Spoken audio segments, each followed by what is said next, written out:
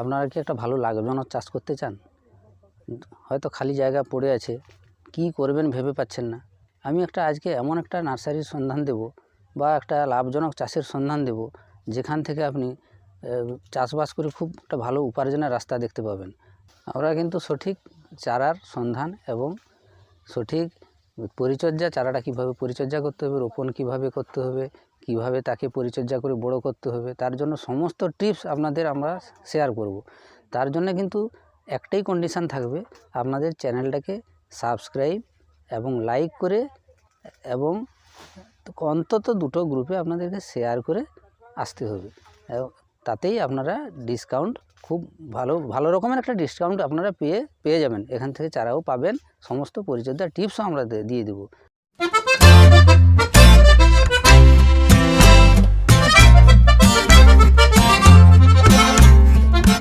কৃষি অনুসন্ধান ইউটিউব চ্যানেলে আপনাদের স্বাগত জানাই। আমরা এখন এসেছি কেশিয়াড়ি ব্লকের ছোট্ট একটি গ্রাম, পুরানো পুকুর গ্রাম। এখানে একজন সফল চাষি, যিনি কাশ্মীরি আপেল কুল এবং সুন্দরী কুল চাষ করে খুব ভালোভাবে সফল হয়েছেন। মোটামুটি একটা কুল গাছে 1.5 বছরের মাথায় 1.5 কুইন্টাল, 1 থেকে 1.5 কুইন্টাল কুল অবশ্যই পাওয়া যাবে। সেটা আপনাকে বাগানটা ঘুরিয়ে আমরা দেখাবো। দেখে আপনারা বুঝতে পারবেন যে সঠিকভাবে এখানকার চারাটা যদি সঠিক হয়, তাহলে সত্যি যেখানে ফাঁকা জায়গা পড়ে আছে, আমরা যদি সেখানে এই কুল চারাটা রোপণ করি, তাহলে নিঃসন্দেহে একটা গাছ থেকে যদি 1.5 কুইন্টাল পাওয়া যায়, কেজি প্রতি যদি 60 টাকা করে 50 টাকা করে বিক্রি হয়, তাহলে আপনারাই বলুন যে কি পরিমাণে লাভ হতে পারে। যদি কেউ 1 বিঘা চাষ করে, তাহলে আপনারা একটু ক্যালকুলেশান করে দেখে নিন যে সত্যি এই চাষটা খুব লাভজনক চাষ। এবং আপনাদেরকে বাগানটা ঘুরিয়ে আমরা দেখাচ্ছি। দেখুন যে কি সুন্দর কুল পেকে আছে, তার কুলের সাইজ, রং আপনারা সত্যি দেখতে পাবেন, অভাবনীয় ব্যাপার।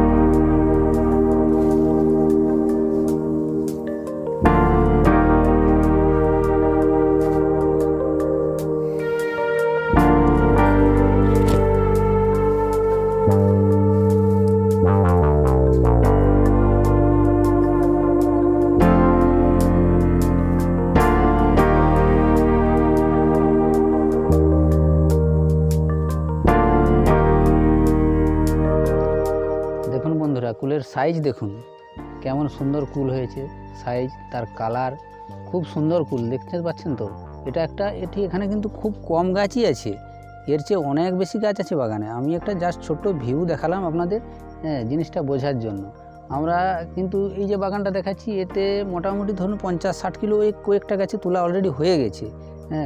এখন এক একটা গাছে এখনও প্রায় 60-70, 1 কুইন্টাল, 1.5 কুইন্টাল এরকম করে কুল আছে। তো এই সাইজটা খুব মন্দ নয়, দেখতে পাচ্ছেন তো, এত সুন্দর কুল। এই যে দেখুন, এবং টেস্টও অসাধারণ টেস্ট। আপনাদের দেখতে পাচ্ছেন, এটা কুল আমি টেস্ট করে দেখাচ্ছি, একটু মুছে নিচ্ছি।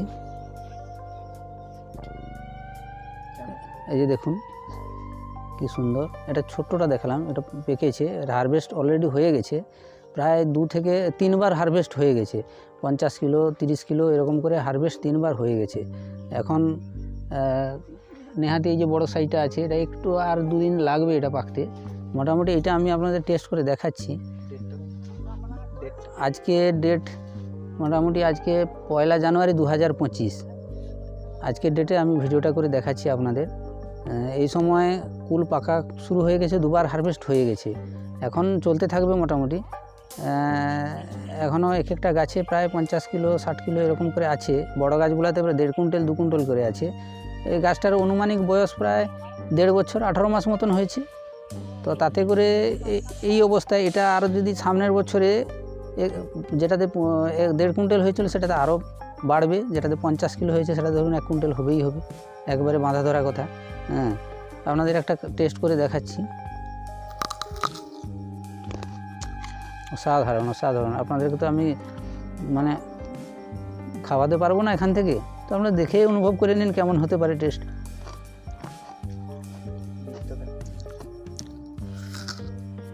বীজটা দেখুন, ছোট্ট একটা বীজ, খুব ছোট্ট বীজ আছে,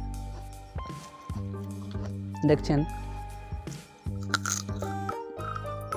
বীজটা দেখুন, একেবারে ছোট্ট, অসাধারণ মিষ্টি।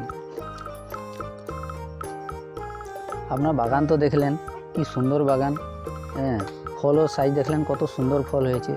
তো এইভাবে একটা সফল চাষ পেতে গেলে একজন চাষির অক্লান্ত পরিশ্রম দরকার। যে পরিশ্রমটা করে উনি চাষ করেছেন, সেই সফল চাষিকে আপনারা দেখতে পাবেন, আমরা দেখাবো। তো যে ইনি তো একবারই চাষ করেছেন, একবারই গাছ লাগিয়েছেন, এটা কিন্তু বছরের পর বছর পেতে থাকবেন। এই যে ফসলটা দেখলেন, এটা নেহাতি খুব একটা যে কম পরিশ্রম হয়েছে তাও নয়, আর যে খুব একটা বিশাল খরচ হয়েছে, বিশাল পরিচর্যার মাধ্যম দিয়ে ইনি করেছেন তাও কিন্তু নয়। কিন্তু সেই খুব কম পরিশ্রমে, খুব কম জায়গার মধ্যে অল্প খরচে কি সুন্দর একটা বাগান করা যায়, তার অভিজ্ঞতা আপনারা সেই সফল চাষির মুখ থেকে শুনে আপনাদের জিনিসটা উপলব্ধি করবেন যে সত্যি এরকম একটা কি চাষ করা সম্ভব একটা গ্রামের দিকে।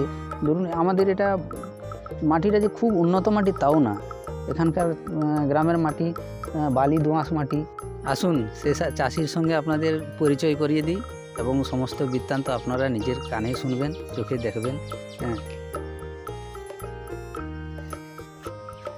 দেখছেন, ইনি আর কেউ নন, ইনি আমার বাবা।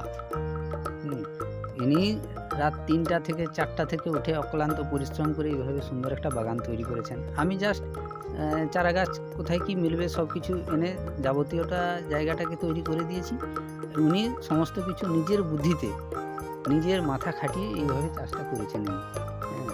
তো ওনার মুখ থেকে আপনি শুনুন, আপনারা শুনুন একটু কেমনভাবে উনি চাষ করেছেন, কেমন পরিচর্যা করে এই সুন্দর বাগানটি তৈরি করেছেন। এই গাছটার বয়স 1.5 বছর, আর এই গাছটার বয়স 1.5 বছর। কুলটা প্রচুর দেখে আনন্দ পেয়েছি, খুব ভালোই হয়েছে, মানে সে কিছু বলার নেই, এত সুন্দর হয়েছে। আমার তো ভাবতে পারিনি যে এরকম হবে, কুল চাষটা এরকম করতে পারবো, আমি তো ভাবতে পারি। আচ্ছা বাবা, আপনি এই যে চাষটা করেছেন, আপনি যে এই যে এত কষ্ট করে চাষটা করেছেন, কষ্ট করার ফলে এখন যে ফল ধরছে, কত সুন্দর যে দেখতে হয়েছে, আপনার যে চাষ করে এই যে এত খাটনিটা, আপনি ফলটা দেখে কতটা আনন্দিত বা আপ্লুত হয়েছেন মন থেকে? আমি সব ভুলে গেছি, ও একদম আনন্দ পেয়েছি যে বলার কিছু আমার মুখে বলতে পারছি না। আর কি বলবো। হ্যাঁ, মিনিমাম 7-8 কুইন্টাল কুল হবে এইটুকু জায়গায়, এইটুকু যে আর দেখছি। আচ্ছা, এটা বাবা কি মাসে রোপণ করা হয়েছিল আপনি বলুন না? পৌষ মাসে লাগানো হয়েছে। পৌষ মাস থেকে এই যে আবার পৌষ মাস হয়ে গেছে, এই কুলটা হয়েছে। মোটামুটি বাবা কি মাসে এর পুনিং করা হয় একটু? বৈশাখ মাসের 15 তারিখে পুনিং করতে হয়।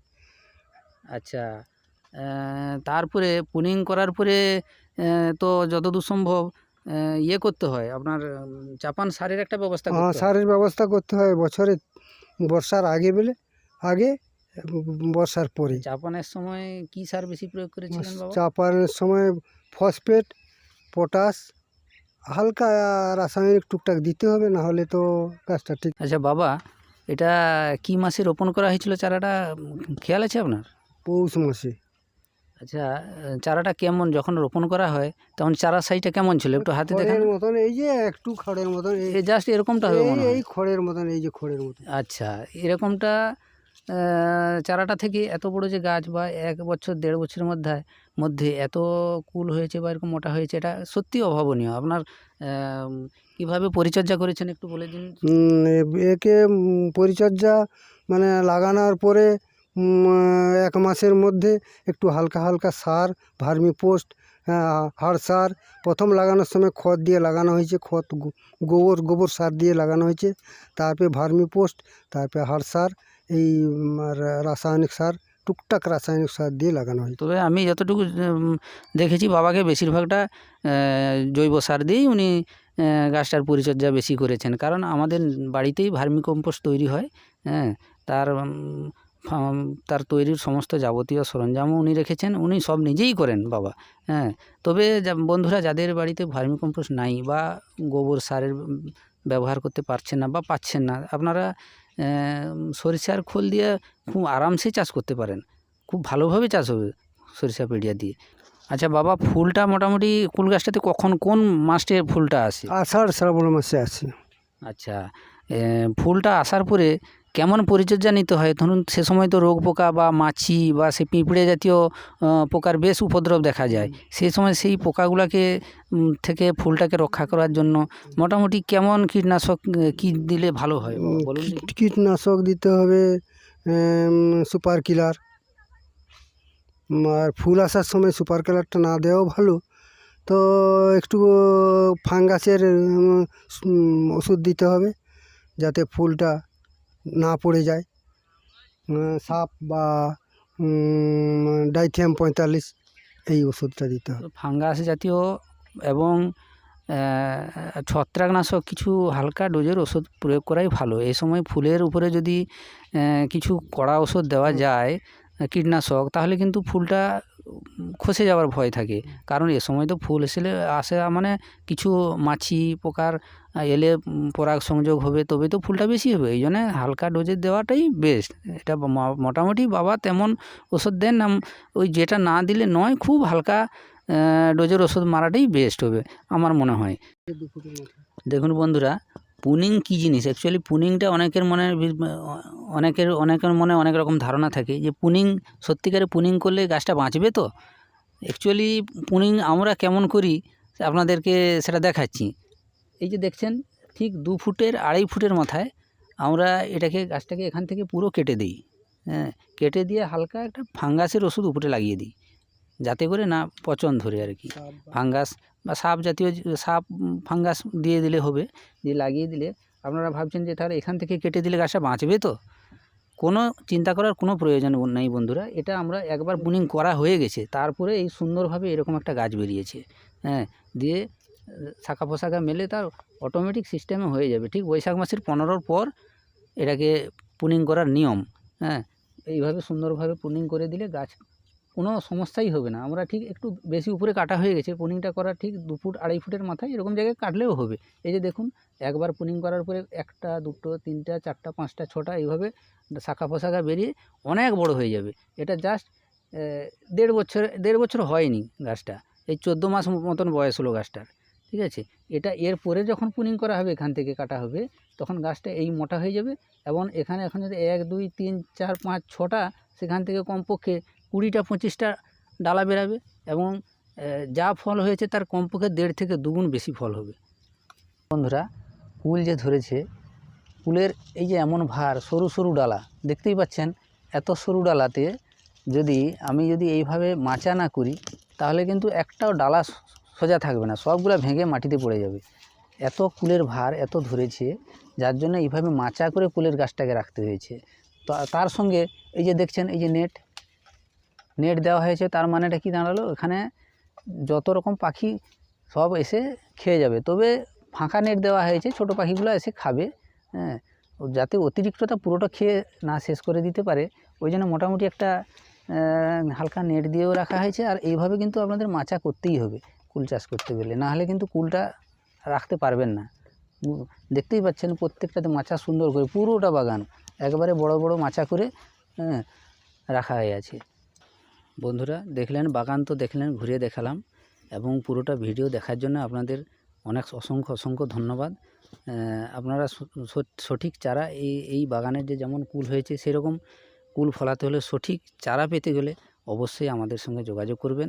ডেসক্রিপশান বক্সে নাম্বার এবং ইমেল আইডি দেওয়া থাকবে, আপনারা অবশ্যই ওই নাম্বারে যোগাযোগ করবেন। তবে যারা বাগান করতে ইচ্ছুক কেবলমাত্র তারাই যোগাযোগ করবেন, অযথা ফোন করবেন না। যারা প্রয়োজন মনে করেন যে আমরা বাগান করতে চাই, এরকম একটা সুন্দর বাগান, তারাই অবশ্যই যোগাযোগ করবেন।